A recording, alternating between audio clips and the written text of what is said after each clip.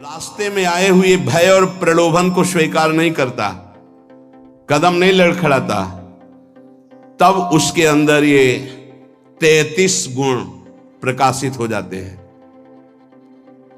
ये जिसके अंदर है वो भगवान अजित को अपने अधीन कर लेता है। जब किसी का सही मार्ग तय होने लगता है तो दो बातें उसको गिराती हैं, भय या प्रलोभन। जो भय से भी नहीं लड़खड़ाता, प्रलोभन से भी नहीं रुकता, उसमें 33 भागवतिक सद्गुण प्रकाशित हो जाते हैं। पहला, अहिंसा। मन वचन कर्म से भी कभी वो किसी की हिंसा नहीं करेगा, न मन से, न वचन से, न कर्म से। धर्म का अलग अलग उपदेश है, स्थान, व्यक्ति, योग्यता, अधिकार के अनुसार। अहिंसा हमारे लिए है, हम निवृत्ति मार्ग के हैं। आप एक वीर योद्धा हैं राष्ट्र रक्षा के लिए, तो आपके लिए कठोरता चाहिए हृदय में। यदि आप दयालुता धारण करेंगे तो हमारा राष्ट्र संकट में पड़ जाएगा। आपके लिए माला चलाना नहीं, आपके लिए गोली चलाना भजन है। आप अपने धर्म से युक्त रहिए। अर्जुन जी कह रहे मैं सन्यास लेकर भिक्षा मांगकर खा लूंगा, युद्ध नहीं करूंगा। भगवान कह रहे गलत, पर धर्मो भयावहा, स्वधर्म का पालन कर, इस समय नहीं भय को प्राप्त हो जाएगा। ये परमार्थ के पथ पर जो भगवत प्राप्ति के मार्ग में चला है, जिसको भगवान ने ये मार्ग दिया है, उसके लिए पहला सद्गुण अहिंसा। मन से, वचन से, कर्म से किसी की हिंसा नहीं करना। हिंसा और अहिंसा का निर्णय स्थान, अवसर, धर्म की स्थिति के अनुसार दिया जाता है, ना कि सार्वभौम। सार्वभौम अहिंसा का सिद्धांत नहीं चलेगा।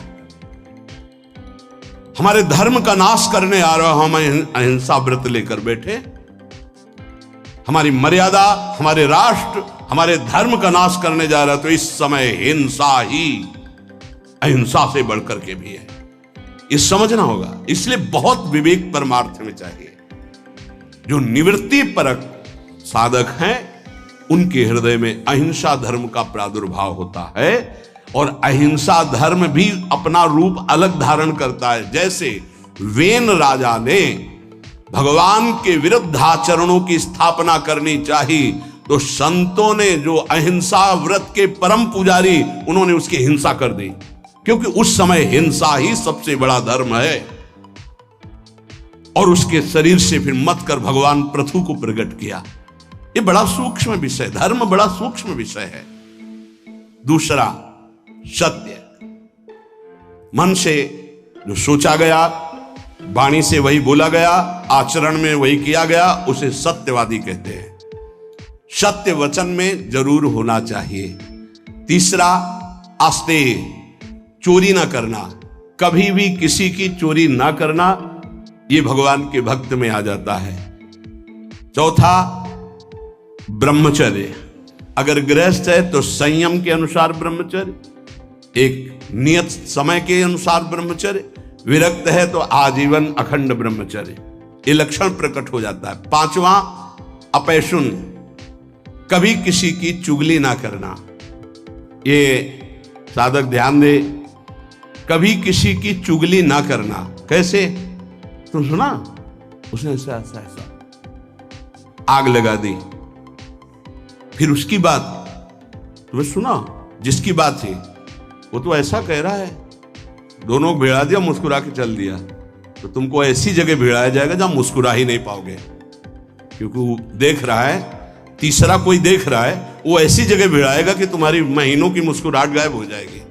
होश में नहीं, किसी की भी चर्चा नहीं करनी।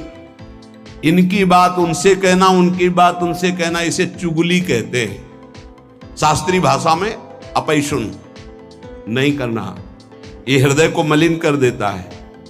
किसी की वार्ता नहीं। कभी श्री जी की वार्ता चार खड़े होके करो, बोधनता परस्परम, लाडली जी का ऐसा स्वभाव, ऐसे सुंदर, ऐसे, तो छाती ठंडी हो जाए। कभी श्री जी की चर्चा नहीं सुनते। आपस में जब दो मिलेंगे तो चर्चा होगी, तो प्रपंच की होगी। वो साधक नहीं, प्रपंची कहा जाता है। अरे जैसी हरिवंश प्रपंच बंच, सब ये काल ब्याल को खायो, यह जिय जानि श्याम श्यामा पद कमल संग सिरनायो। छठवां है लज्जा। लज्जा कहते पाप कर्म करने में बहुत संकुचित हो जाना, नहीं, मन से ही घृणा हो जाए, नहीं नहीं नहीं, हमें नहीं चाहिए, हम प्रभु के मार्ग के पथिक हैं। सातवां अमानिता। ये लक्षण उदय होते हैं, मान की बिल्कुल चाह न रह जाना, और ये बहुत खतरनाक है, बहुत खतरनाक।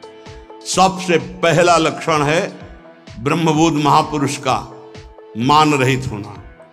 निर्मान अमोहा जित संग दोषा। मान, सबई मान प्रद आप अमानी। मान कभी स्वीकार नहीं करना चाहिए। महापुरुषों को देखो, आज भी गुरुदेव भगवान आरती करके सबको पंचांग प्रणाम करते हैं, सबको पंचांग प्रणाम करते हैं। अपने लोग गुरु जी आचार्य चरण सर्वान वस्तुतया निरीक्ष परम स्वाराध्य बुद्धिर मम क्वाहम तुच्छा परम अधमा। आचार्य चरण क्या कह रहे? क्वाहम तुच्छा परम अधमा। सबको प्रणाम कर रहे हैं, गुरुदेव सबको प्रणाम कर रहे हैं, तो हमको शिक्षा लेनी चाहिए। अमानी ना मान देना, सब ही मान प्रद आप अमानी। ये अमानिता, ये सातवां लक्षण उपासक के अंदर जागृत होता है। आठवां पवित्रता। शरीर पवित्र, वस्त्र पवित्र, चिंतन पवित्र, व्यवहार पवित्र। छल कपट से व्यवहार दूषित हो जाता है।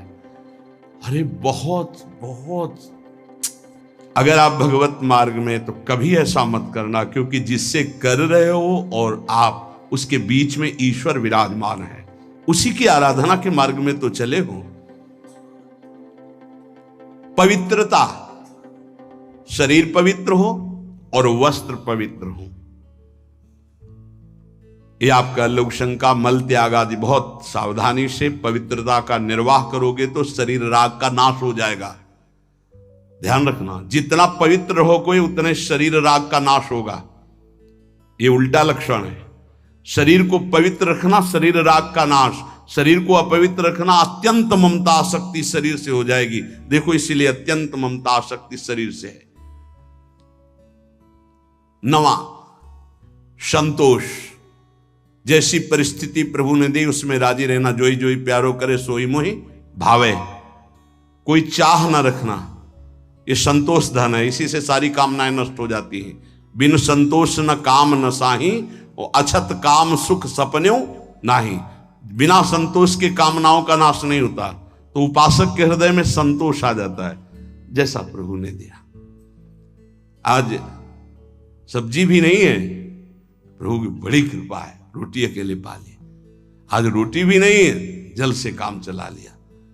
किसी संत से किसी ने पूछा कि प्रसाद पाया, तो उन्होंने कहा नहीं, माधुकरी नहीं मिली।